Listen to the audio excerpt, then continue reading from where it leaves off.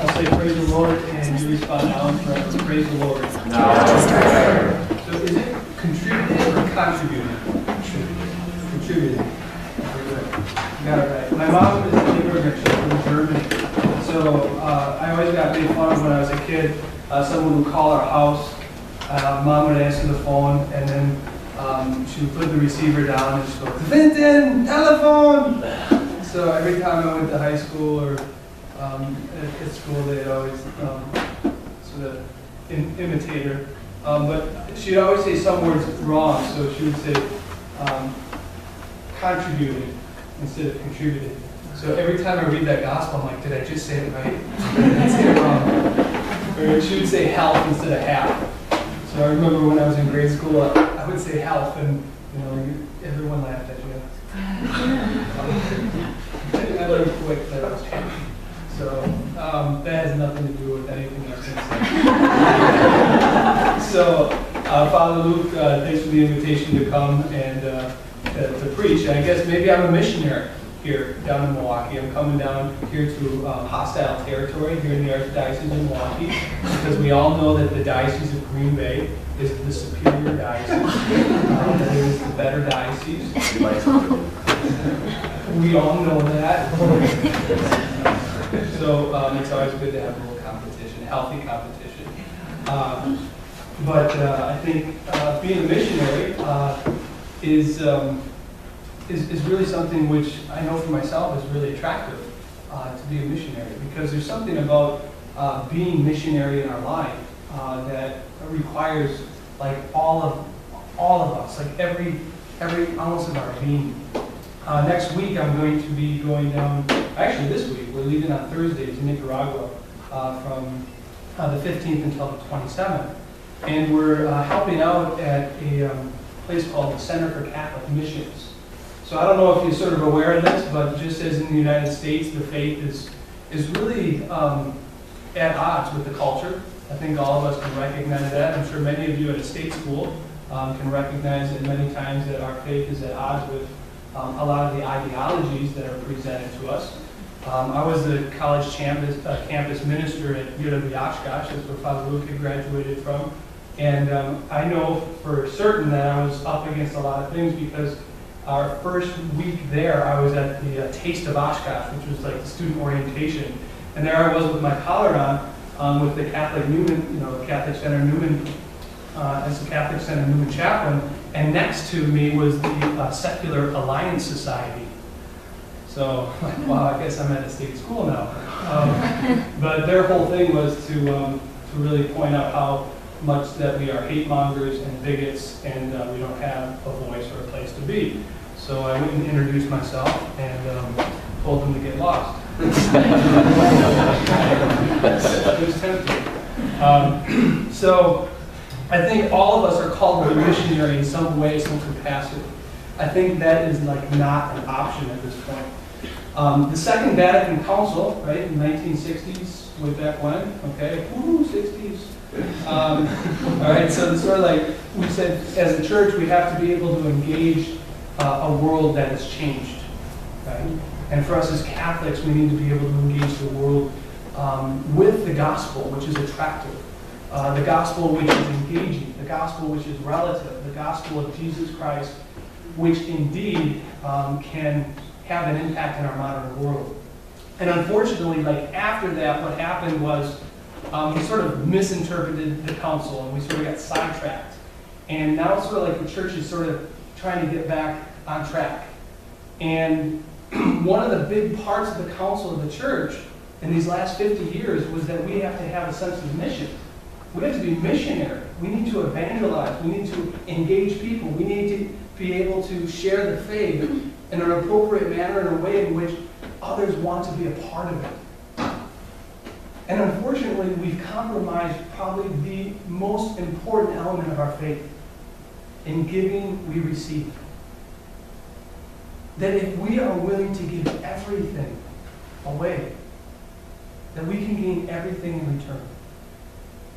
And I think for a lot of us, that's really daunting. It's very intimidating, isn't it? So we see from that first reading from the book of Kings, right? The widow of Zarephath. Right? She's like, I don't have anything to give you. I got a couple twigs here. We're not going to eat them. She wasn't going to eat the twigs. She's going to use that to make the food so she can bake what she had left, right? And so, the prophet, Elijah, says, well, make me a cake instead. Like, she didn't have anything to give him. And then Elijah says, well, bake me a cake. Give me something more. Give me something which you don't have. The prophet Elijah knew that the Spirit of God and the spirit of a missionary is to ask, knowing full well, in faith, that God will provide. So I ask all of you for $10,000 this morning. That's our budget. So, no. But, that's the whole gospel. Jesus Christ, it looked to the world that he didn't have anything, right? Like, Jesus didn't have anything. What did he have? He had love. And the love that he did have, he didn't reserve it for himself. He gave it away. Unconditionally, totally, on the cross. Died for our sins. He says, I know that you're going to spit on me, you're going to jeer at me, you're going to mock me, you're going to make fun of me. I know I say half wrong, I say half, right? He says, I'm going to give myself away because I don't have any fear in me. It's all love. Perfect love casts out all fear. And so this treasure at the very heart of the church is love.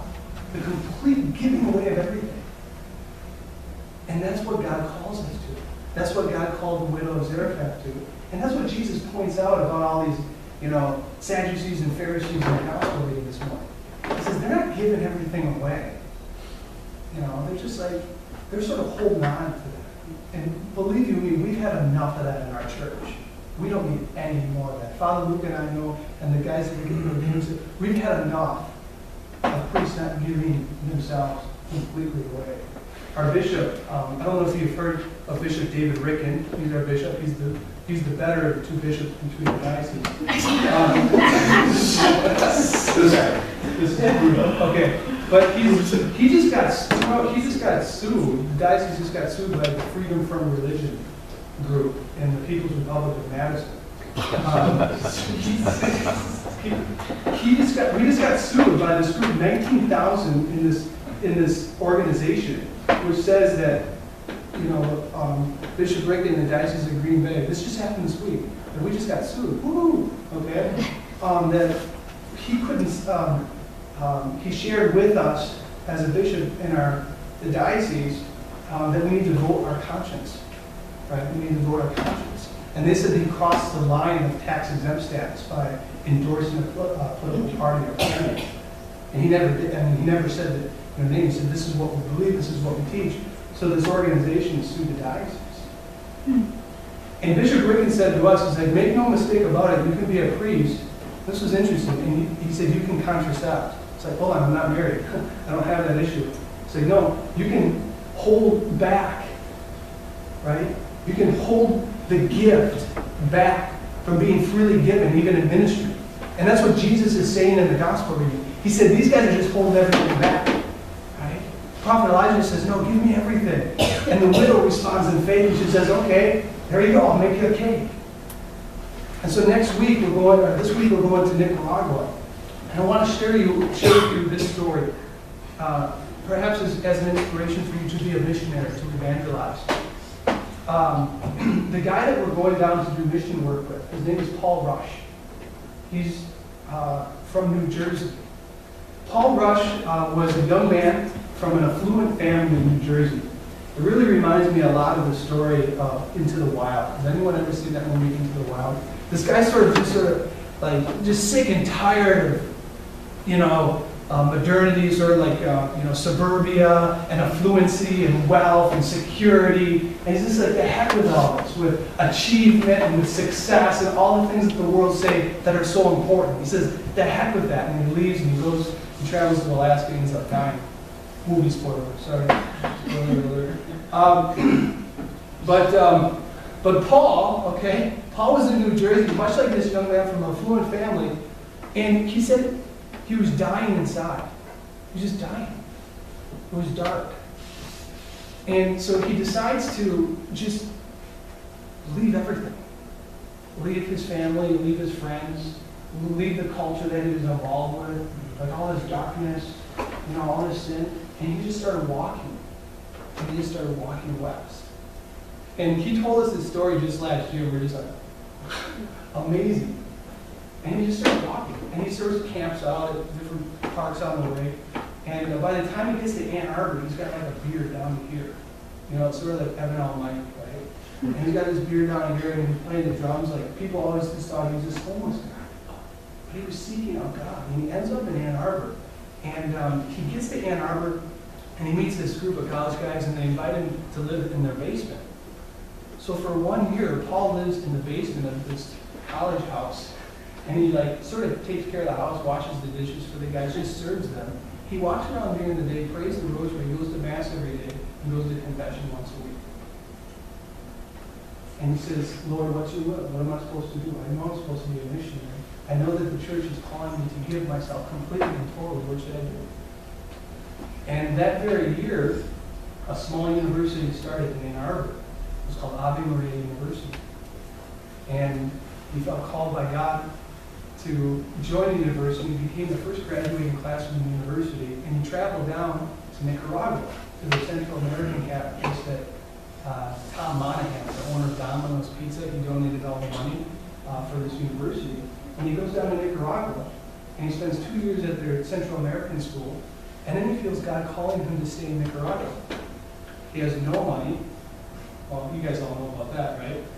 He's down in Nicaragua, and he says, God, what should I do? There's absolutely nothing to give. And God says, I want you to start a mission. He goes back up, he does some landscape work, starts doing landscape work, earning money, goes back down to Nicaragua, buys a piece of property, and he begins building a center for Catholic missions in Central America from scratch. What's up with that? The gospel and the power of what the gospel is, and something that we have ignored for all too long, is this. Is that God gives to us a capacity for greatness, to be able to achieve amazing things with the very little that we bring.